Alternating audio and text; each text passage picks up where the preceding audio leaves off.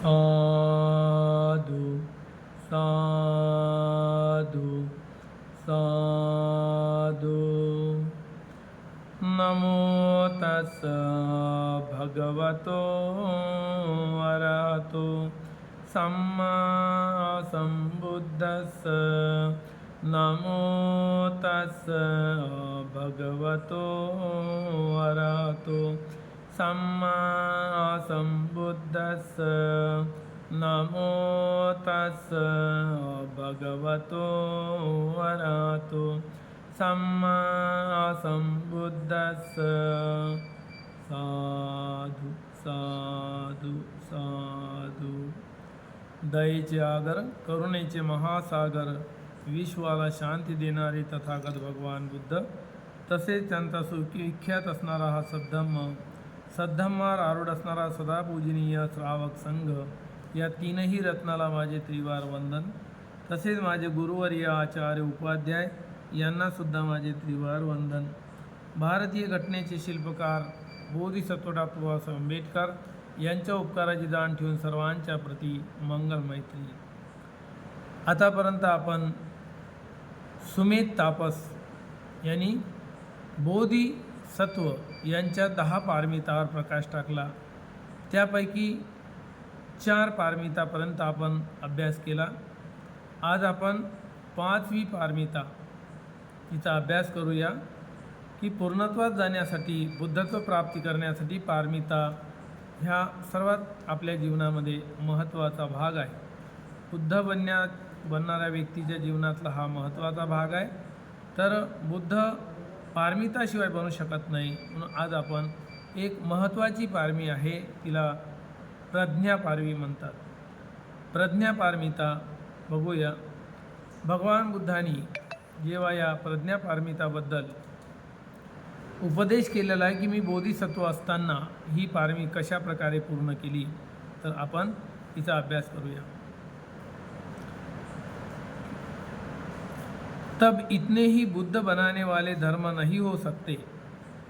तेव्हा सुमेध तापसाने विचार केला की बुद्ध बनणारे धर्म जे आहे 4च होऊ शकत नाही, पुन्हा काहीतरी असेल। म्हणून त्याने पुढे आपलं चित्त त्या बुद्ध बनणाऱ्या धर्माकडे वळवलं, चिंतन करणं सुरू केलं। तेव्हा त्यांनी विचार करून 4थी प्रज्ञा पारमिता हिला बघितले आणि विचार केला आपल्या मनामध्ये, पंडित सुमेध,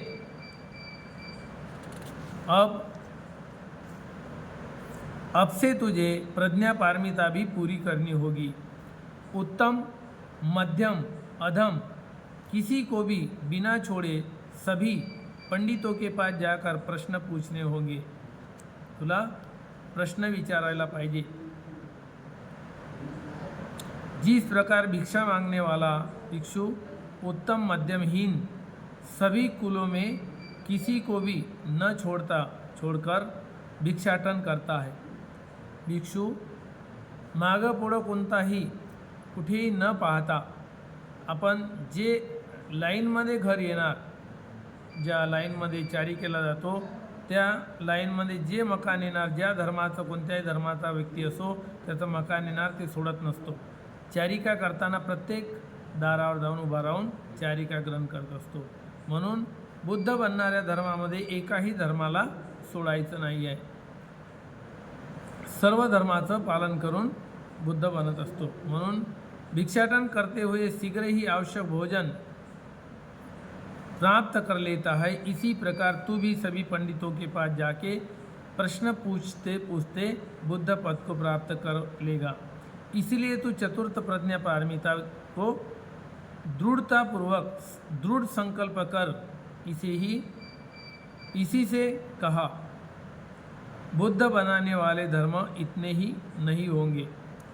यानी या प्रकारे की बुद्ध बनणारे धर्म इतकेच नाही आहे, म्हणून 5वी पारमिता पूर्ण करून तो पुन्हा 6व्या पारमितेच्या मागे लागतो की काय आहे, पुढे काय आहे। म्हणून क्रमाक्रमाने सर्व पंडित विद्वान लोकांजवळ जाऊन धर्मचर्चा करतो, पांडित्य करतो आणि त्यामध्ये सुद्धा अग्र असतो। त्यालासुद्धा चर्चा करणाऱ्या विषयाला सुद्धा पूर्णत्वास नेत असतो. त्यानंतर 6व्या पारमितेकडे तो वळतो आणि विचार करतो की एवढेच धर्म नसायला पाहिजे, बुद्ध बनाने वाले धर्म इतने ही नहीं होंगे, और भी जो बुद्ध पद की प्राप्ति में सहायक धर्म है उन्हें भी खोजता हूँ और खोजना चाहिए. मी पुन्हा बुद्ध बनवणारे धर्म कोणकोणते आहे त्याला मी शोध घेतो आणि ते मी शोधायला पाहिजे असं म्हणून तो यह ढूंढने की इच्छा से ऋषियों से सेवित चौथी प्रज्ञा पारमिता को देखा. चौथे, तू इस प्रज्ञा पारमिता को दृढ़तापूर्वक ग्रहण कर. पुन्हा आपल्याच मनाला विचारतो की चौथी पारमिता जी आहे दृढतापूर्वक मी पूर्णत्वास नेली पाहिजे, म्हणून तो शोधाशोध करतो. त्याकडे ज्ञानाकडे मन वळवतो आणि त्यावर ध्यान करतो. ध्यान केल्यानंतर त्याच्या लक्षात येते कि बुद्ध प्राप्ति की इच्छा है तो प्रज्ञा की सीमा से पार जा.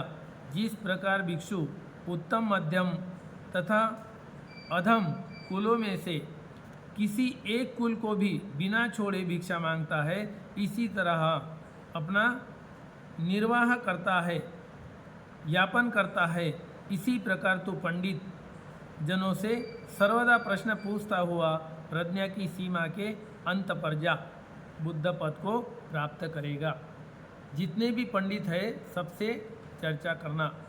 या प्रकारे त्यांना विचार केला की जेवढे पंडित असेल, विद्वान असेल, धर्मचर्चा करणारे सर्वांसोबत मी यावर चर्चा केली पाहिजे. आणि चर्चेमध्ये जसा पंडित चर्चा करून त्याचं शब्दांचं विश्लेषण करून जाणून घेतो आणि इतरांना समजवतो, अशाच प्रकारे माझ्यामध्ये सुद्धा ती प्रज्ञा आली पाहिजे, पांडित्य आलं पाहिजे की कशा प्रकारे धर्मचर्चा केली पाहिजे.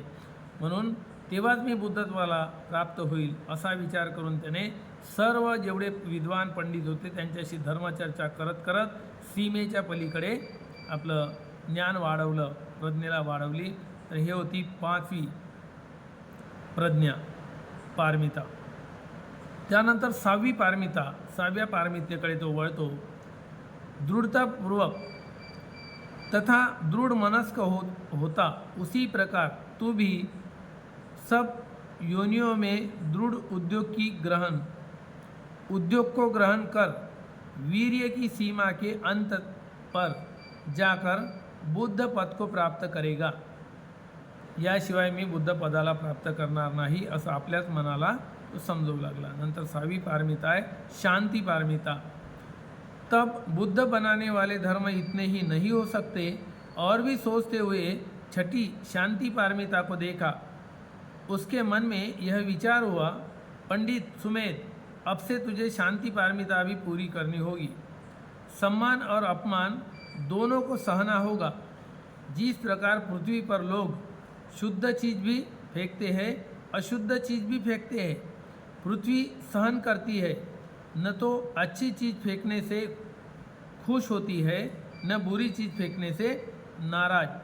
इसी प्रकार तू भी सम्मान तथा अपमान दोनों को सहने वाले होकर ही बुद्ध पद को प्राप्त होगा. त्याने विचार केला आपल्या मनामध्ये की ज्या प्रकारे जमीन कोणी गंदगी फेकली म्हणून दुखी होत नाही आणि पुष्प फेकले किंवा चांगली वस्तू फेकली म्हणून खुश होत नाही, अशाच प्रकारे मला सुद्धा शांती धारण करावे लागेल. कोणी अपमान करो किंवा कोणी सम्मान करो, पृथ्वीप्रमाणे मला अटळ राहावं लागेल, शांती स्थापित करावी लागेल. या प्रकारे आपल्या मनाला समजवतो आणि सहन करणं शिकतो आणि तेव्हाच मी बुद्ध पदाला प्राप्त होणार असा दृढ़ संकल्प करतो.